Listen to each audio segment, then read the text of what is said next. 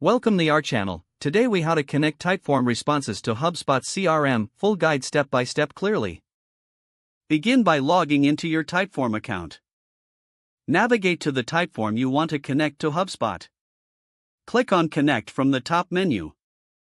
Scroll down to find the HubSpot integration option. Select the HubSpot integration. You will be prompted to connect your HubSpot account. Click on the Connect button. Log into your HubSpot account using your credentials. Grant the necessary permissions for Typeform to access your HubSpot data. After connecting, return to your Typeform dashboard. Configure the integration settings to match your preferences. Choose the HubSpot object you want the responses to be sent to. This could be a contact, a company, or a deal.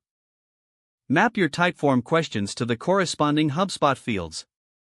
Ensure that each Typeform question aligns with the correct HubSpot property. Once you've completed the mapping, save your changes.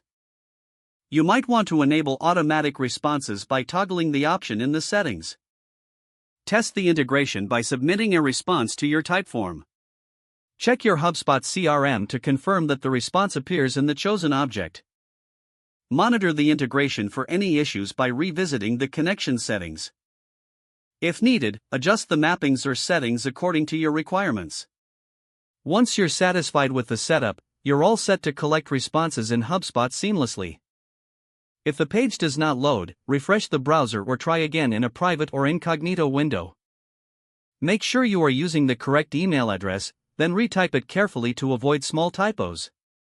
If your password is not accepted, use the reset option and create a new strong password you can remember.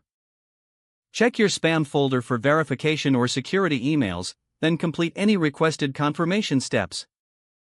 Enable two-factor authentication if available to improve account security and reduce unauthorized access risk. After signing in, review your profile details so your contact information and settings are accurate and current. Don't forget to like this video and subscribe to our channel for more step-by-step tech guides.